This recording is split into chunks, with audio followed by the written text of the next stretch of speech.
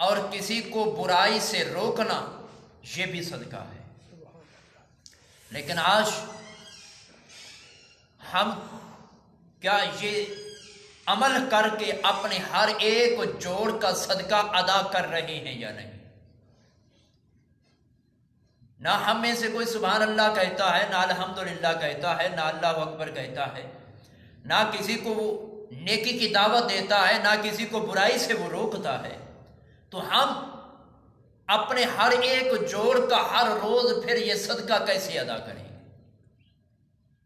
تو اسی طرح ایک اور حدیث کے اندر حضرت ابو ذر فرماتی ہیں کہ سرکار مدینہ صلی اللہ تعالی علیہ وسلم نے ارشاد فرمایا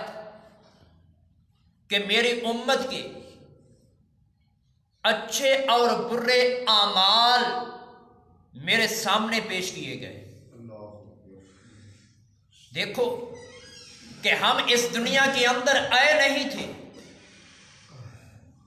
لیکن جو کچھ ہم نے اس دنیا کے اندر آ کر کرنا تھا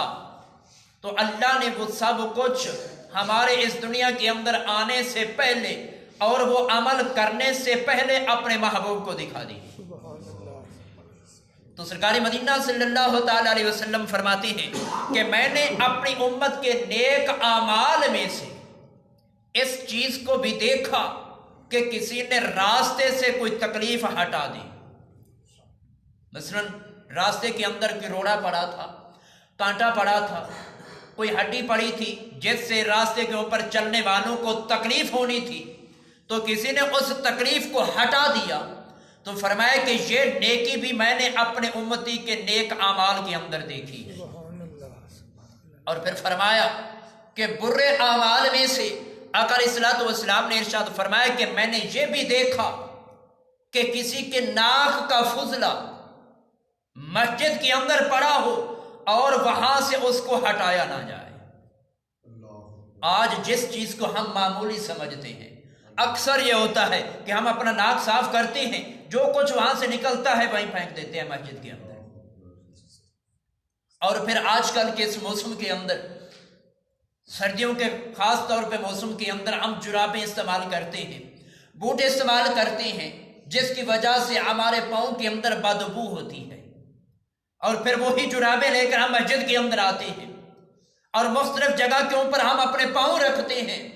ایسی جگہ بھی آتی ہے کہ جہاں ہمارا پاؤں پڑتا ہے کسی نے وہاں سجدہ بھی کرنا ہوتا ہے،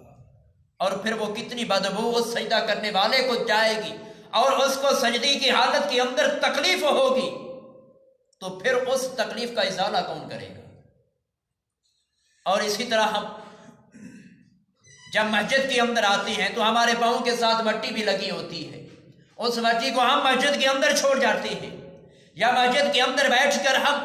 اپنے سر کو کھجاتے ہیں، داڑھی کو ٹھیک کرتے ہیں۔ اس سے بھی اگر بال گرتی ہیں مسجد کے اندر تو یہ بھی ہمارے گناہ کے اندر شمار ہوتا ہے۔ اور اسی طرح ایک اور حدیث کے اندر حضرت ابو ذر فرماتی ہیں کہ صحابہ کرام رضوان اللہ تعالی علیہم اجمعین نے آقا کی بارگاہ کے اندر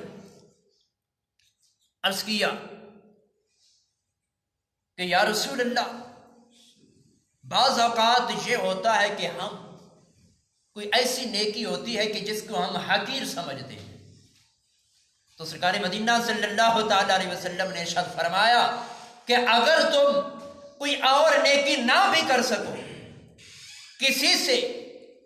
خوش اعلانی سے، خندہ پیشانی سے، مسکرا کر کسی سے ملنا، یہ بھی تمہارے لیے نیکی ہے۔ لیکن آج ہمارا ملنے کا کیا طریقہ ہوتا ہے؟ پہلے تو ہم ملنا کسی سے گوارا ہی نہیں کرتے، اگر کسی سے گوارا کرتے بھی ہیں ملنے کا تو طریقہ ایسا ہوتا ہے کہ جیسے ہم ایک دوسرے کے جان کے دشمن ہیں۔ تو نبی کریم علیہ الصلوۃ والسلام کا یہ فرمان کہ تمہارا مسکرا کر کسی مسلمان بھائی سے ملنا یہ بھی تمہارے لیے ایک نیکی ہے۔ تو جب ہم مسکرا کر ملیں گے، السلام علیکم کہیں گے، وعلیکم السلام سے جواب دیں گے، تو اس سے ہمیں پھر کتنا فائدہ ہوگا۔ لیکن آج ہم جب ملتے ہیں تو اپنا ملنے کا آغاز اکثر یہ ہوتا ہے کہ گالی گلوچ سے کرتے ہیں، اگلے کو گالی نکال کر اس سے ملتے ہیں، جب وہ ہمیں گالی نکال کر ملتا ہے، لیکن اس سے ہمارا وہ ملنا گناہ کے اندر شمار ہوتا ہے۔ حدیث مبارکہ حضور رحمت دو عالم علیہ السلام نے ارشاد فرمایا کہ جب دو مسلمان آپس کے اندر ملتے ہوئے السلام علیکم وعلیکم السلام کہتی ہیں تو فرمایا کہ اس وقت ان دونوں مسلمانوں کے درمیان 100 نیکی تقسیم ہوتی ہے۔ تو صاحب نے عرض کیا کہ یا رسول اللہ ان میں سے زیادہ حصہ کس کو جاتا ہے؟